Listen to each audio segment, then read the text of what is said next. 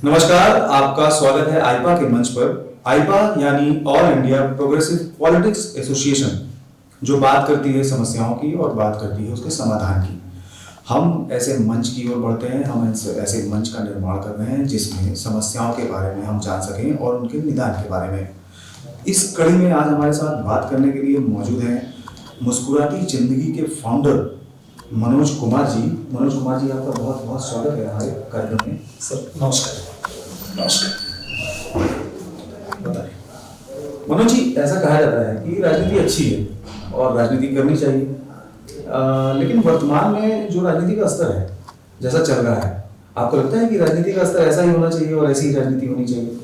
बिल्कुल ऐसी ही राजनीति होनी चाहिए, लेकिन तब जब पेट सबके भरे हो, जब चिंता किसी की ना हो, सुबह उठना आराम से, खाया पिया खेला कूदा और सो गया।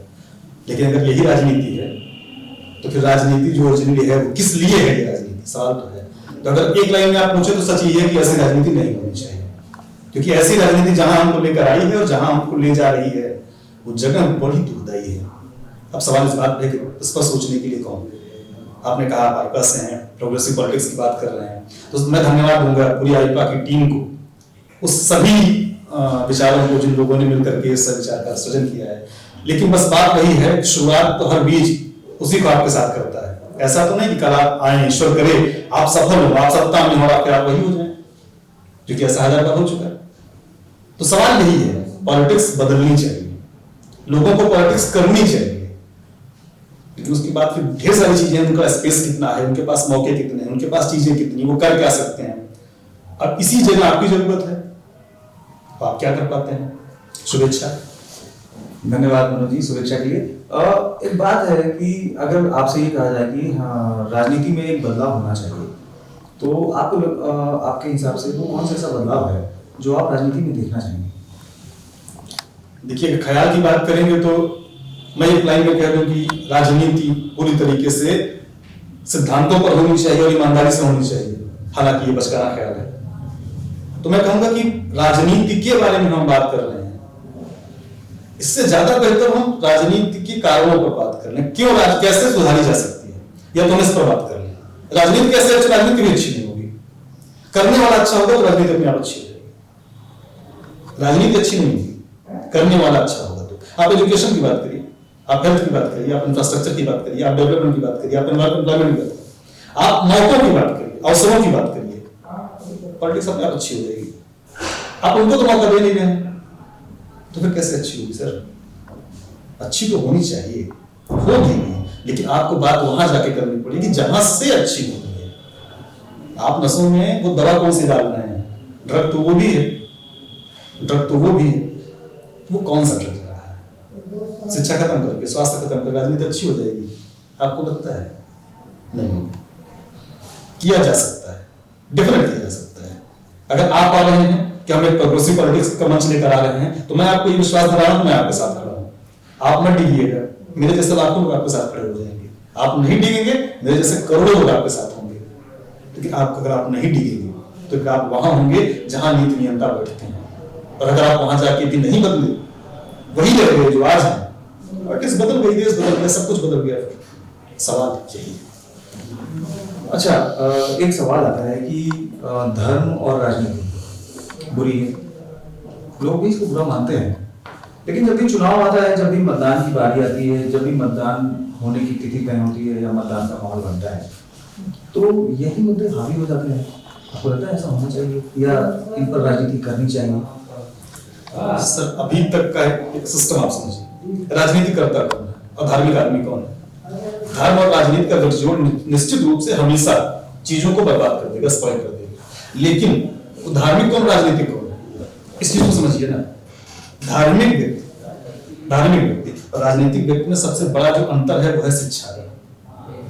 एक अशिक्षित व्यक्ति भी गहरा से गहरा धार्मिक व्यक्ति हो सकता है, लेकिन एक उच्च शिक्षित व्यक्ति, शिक्षा मतलब खाली वो डिग्री नहीं, उच्च शिक्षित मतलब तार्किक व्यक्ति निश्चित तौर पर धार्मिक आंतरिक रूप से हो सकता है, व्यक्तिगत उसकी अपनी आस्था का केंद्र हो सकता है, लेकिन राजनीति बिल्कुल अलग चीज है जो दिमाग मानती है, धर्म नहीं मानती। इस चीज को निश्चित तौर पर यह है कि मुद्दे इसीलिए आ गए हैं।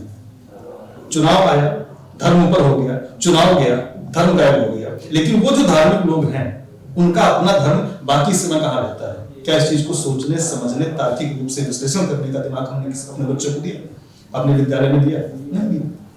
बात हर बार विशाल जी घूम के वही जाएगी कि जो व्यक्ति आपके सामने बैठा है, जो बच्चा आपके स्कूल में पढ़ रहा है, जो बच्चा आपके समाज में है, जो वोट देने जाएगा, वो जो दुकान कर रहा है, नौकरी कर रहा है, कुछ भी कर रहा है, जब वो तार्किकता की बात है, तो क्यों जो ग्राउंड के मुद्दे हैं क्यों ऊपर नहीं जा पा रहा है?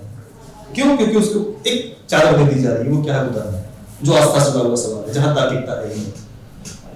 तो अगर आप ये चाहते हैं कि मुद्दे वो हों जो व्यापक रूप से चले, राष्ट्रव्यापी मुद्दे हों जो समाज को कवर करते हैं, पर्टिकुलर किसी चीज को लेकर, तो ये चीज आपको देखनी भी पड़ेगी, देखनी ही पड़ेगी कि आपकी शिक्षा कहाँ है।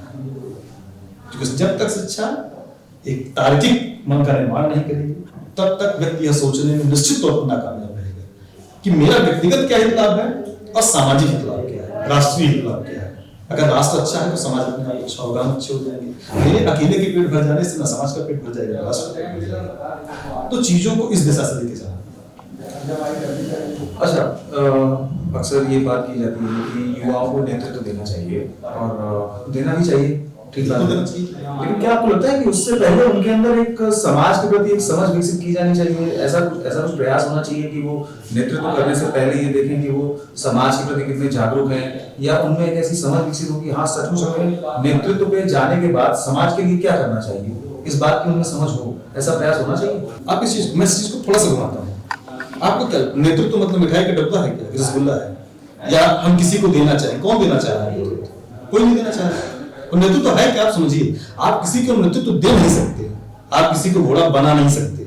आप लोगों को शिक्षा दे सकते हैं, सोचने का दिमाग दे सकते हैं, ऐसी स्थिति दे सकते हैं जहां पर कोई सोच सके ये दुनिया मुझसे बड़ी है, मेरी जिम्मेदारी मेरे अलावा भी है। एक शिक्षित व्यक्ति सबसे पहले क्या करेगा? सबसे पहले क्या करेगा? आप इस चीज को समझिए। आपके समाज की जो मूलभूत इकाई है वो वहां पहुंचेगा, जो लोकतंत्र की भी मूलभूत इकाई है। अगर आप नई पीढ़ी को नहीं पैदा करते, आने वाली थाती को आप क्या सौंप रहे हैं? अगर आप नेतृत्व देंगे नहीं तो अगला पाएगा कैसे? अगर आप अपनी जगह खाली नहीं करेंगे तो अगला उस जगह तक आएगा कैसे? लेकिन ये सवाल आएगा ना कि नेतृत्व प्राप्त भर कर लेने से या किसी को आगे बढ़ा देने भर से तो चीजें नहीं चली जाएंगी। उसके पास भी उतनी समझ होनी चाहिए कि अवसर मिलने पर वो समाज के लिए क्या करता है, देश के लिए क्या करता है, परिवार के लिए क्या करता है। यही वो चीज है जो पूरी की पूरी चीजों को बदल देगी।